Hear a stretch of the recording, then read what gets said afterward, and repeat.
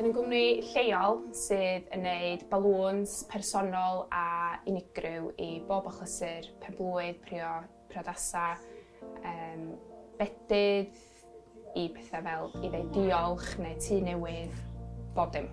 So wnaethon ni benderfynu gychwyn y busnes flwyddyn dwytha, achos bod Lois ar mamolaeth a o'n i yn astudio yn brifysgol.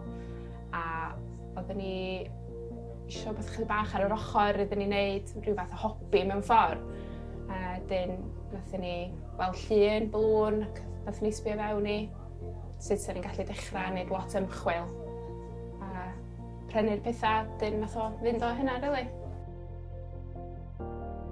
Dyn ni'n annog busnesu lleol i weithio hefo gwasanaeth Busnes Cymru trwy gyfrwng y Gymraeg. Chi'n cael lot o help, lot o gefnogaeth, gallu cyfarfod efo pobl a roed lot o hyder i chi i gario ymlaen efo'ch busnes yn eich iaith eich hun.